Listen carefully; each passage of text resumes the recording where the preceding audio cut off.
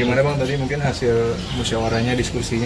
Ya alhamdulillah kita hari ini sesuai dengan rencana kita bisa kumpul, namun sangat disayangkan tidak ada perwakilan dari kelurahan yang hadir satupun, dari Pak Lurah, Kasispem dan Sekel juga tidak ada. Tapi di sini kami senang warga sudah dijelaskan dari pihak LBH yang membantu kami membela hak kami kembali.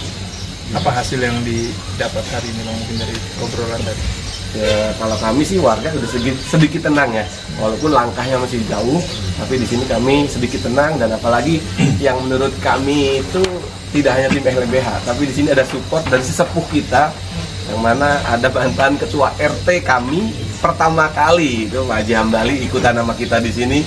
Saya juga kaget Pak Haji bisa hadir di sini. Bahkan yang RT sekarang pun tidak hadir karena ada kegiatan. Gimana mungkin? Seperti apa PRT maksudnya? Ya Pak? Seperti apa yang PRT?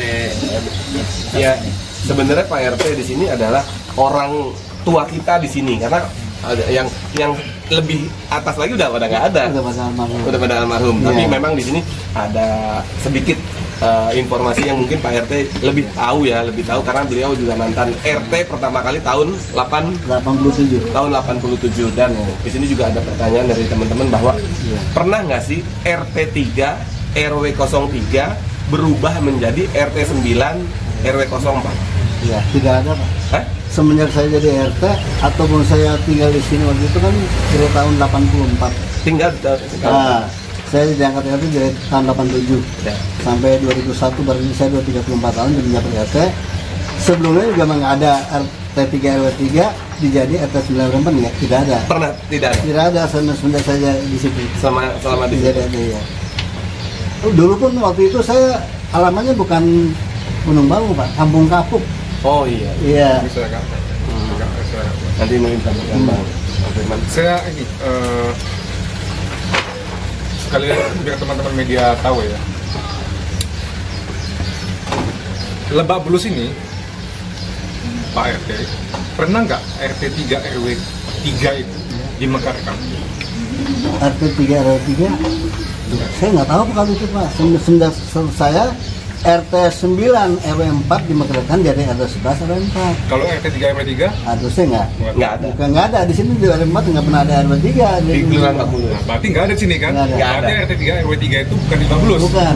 Karangtengah. Lebak Bulus cuma di Karangtengah. Di Karangtengah? Sama satu kelurahan cuma di Karangtengah lah yang itu. Oke, RT 3 RW 3 yang dikatakan di putusan PK itu adalah di Karangtengah. Karangtengah. Bukan di daerah sini. Bukan. Sama-sama satu kelurahan Lebak Sama-sama. Bulus. Iya, satu kelurahan. Tapi beda. Beda wilayah. Beda wilayah. Jadi memang Pak Haji Hambali ini adalah sesepuh kita dan beliau juga sebagai mantan RT 34 tahun ya Pak. 4 tahun. Kalau memang di putusan PK itu adalah RT 3 RW 03 yang berubah menjadi RT 9 RW 04. Dan ternyata jawaban dari Pak Haji memang tidak pernah. Adanya RT 3 RW 04. Ada. Kalau RT 3 RW 3 tidak ada. Tidak ada pemakaran. Bukan di lokasi yang Bukan dieksekusi. lokasi ya, bukan. Oke, jelas ya teman-teman media ya, jelas. Sebenarnya ini kesaksian yang harus kami angkat di persidangan. Cuman karena sudah bocor, Sudah bapak ini sudah didatangi oleh pihak lawan. oleh pihak-pihak yang itulah, ya kan? Akhirnya ya sudahlah. Tadi saya bilang Nyebur kepala basah, mandi sekalian Pak Haji. Nah, ya, mudah-mudahan di sini Pak Haji juga mendoakan kita di sini, dan saya juga nggak mau nantinya ada hal-hal yang tidak diinginkan, karena biasanya seperti ini adalah intimidasi dan lain-lain gitu. Saya ngasih keterangan sebatas kemampuan saya yang saya tahu aja. Iya. Karena di putusan PK itu kan, di putusan Mahkamah Agung itu RT 9 RW 04 dahulu RT 3 RW 3 ada nggak? Ternyata makanya putusan nanti kasih lah buat satu. Ternyata kesaksian dari Pak Haji yang sudah menjadi RT tahun 87 mengatakan bahwa di lokasi yang dieksekusi itu tidak pernah menjadi RT 3 RW 3. Tidak pernah ada RT 3 RW 3 di lokasi sekarang yang dieksekusi itu. Ini kan putusan yang tidak sesuai dengan faktanya, kawan-kawan. Itu satu. Yang kedua lagi nih. Ini menarik nih. Yang kedua nih. Yang kedua adalah putusan PK itu adalah RT 9 RW 04. Itu putusan. Jadi yang dieksekusi itu adalah RT 9, RW 04 dan berbatasan dengan tanah GG. Nah, tanah GG belakangan.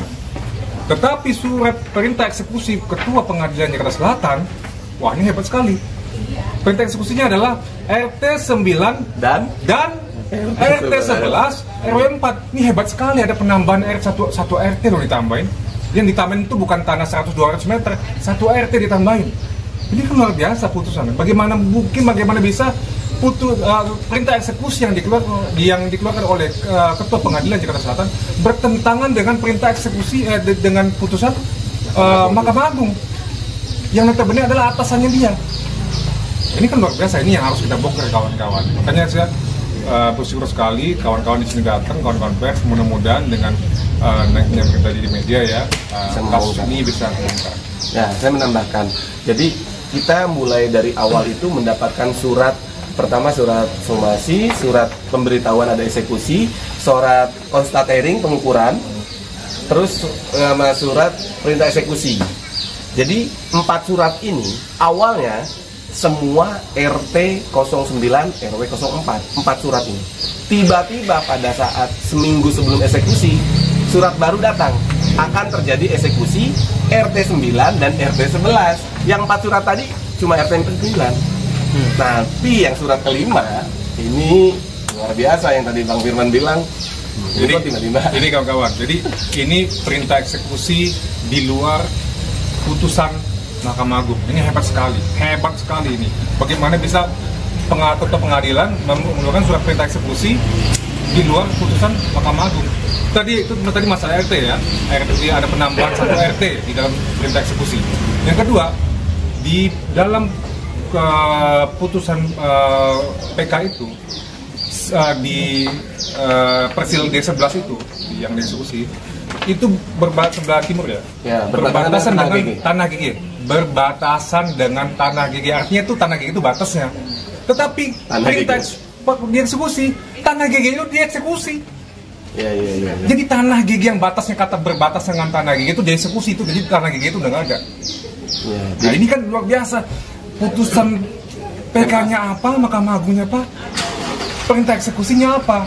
Ini luar biasa sekali, ini harus kita bongkar kawan-kawan. Ini praktek yang sangat busuk, yang sangat merugikan masyarakat. Ini harus kita bongkar. Jadi kita butuh kita sama di kawan-kawan supaya ini kita bongkar. Siapa nih mafia-mafianya, kita bongkar ya semua.